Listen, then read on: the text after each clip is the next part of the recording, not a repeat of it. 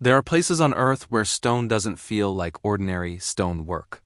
Not because our ancestors were primitive, because we might be missing a method. So we start with a calm rule. Don't chase one miracle. Track repeating motifs across distant sites and let the pattern build itself. The best clues are almost never in the finished monuments, because finished monuments hide process. The best clues live in what's unfinished: abandoned blocks, rough cuts, transitions, mistakes, and surfaces that show how the work actually happened. This is how we read the stones, like evidence, not like mythology. In the Great White Brotherhood framework, there's a direct claim. Stone could be softened, brought into a putty-like working state, then shaped, smoothed, even molded, and later returned to hardness.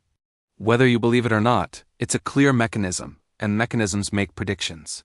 If stone was softened, then shaping might look less like chipping and more like forming.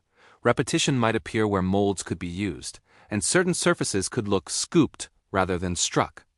Now look at Baalbek, not just as a famous ruin, but as a quarry mystery. Massive blocks sit half-freed from bedrock, and the text claims the surfaces show scoop-like removal stones softened first, then excess taken away like material from something malleable. That's not proof, but it's a testable visual claim. When you watch footage, ask what the surfaces resemble and whether the story matches the trace.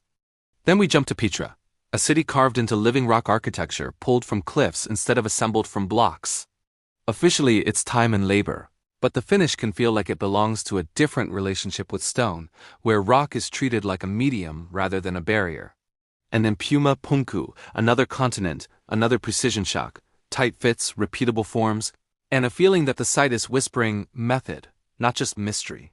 So the Casefile isn't aliens did it, and it isn't humans couldn't. The Casefile is a toolchain hypothesis. If a lost technique existed, what would it look like worldwide?